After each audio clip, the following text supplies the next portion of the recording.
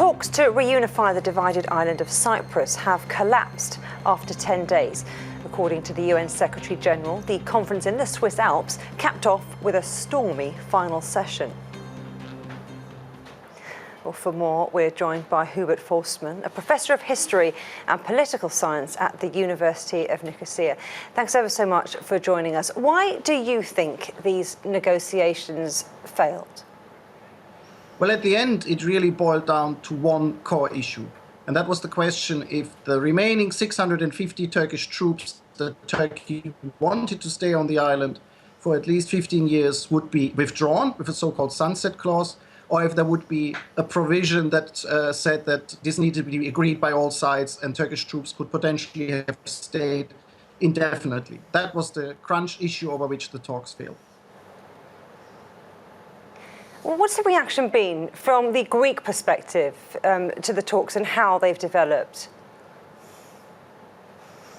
Well, I think it went on forever until we got in this really final phase of horse trading and the decisive meeting last night. The sides stuck to their positions, which were very clear.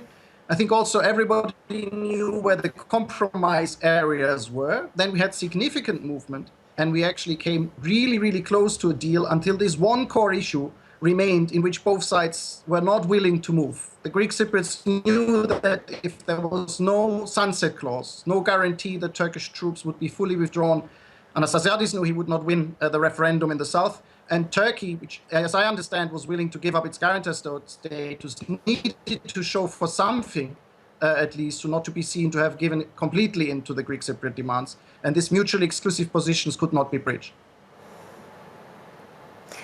As you mentioned, it's incredibly frustrating. Both sides knew that there are compromises to be made, and also especially as they got so close to a deal. But this has been going on for decades now. And it's back in 1974 when the real wedge was driven between the two halves, if you like, of the island. What is the feeling? Was there ever a feeling that these talks were going to get anywhere? At least as far as Cyprus is concerned in the south, with the exception of the few optimists who always believe there's a chance and wish and dearly wanted the talks to succeed, most people, including myself, were very pessimistic, exactly knowing that the security positions were so far apart. And the mood in Cyprus was odd. I mean, you didn't really feel that the solution was around the corner. Having said that, the way I understand it, last night, suddenly movement came into the issue. And there was a real chance for a deal, but that would have come as a surprise to most on the island, including myself.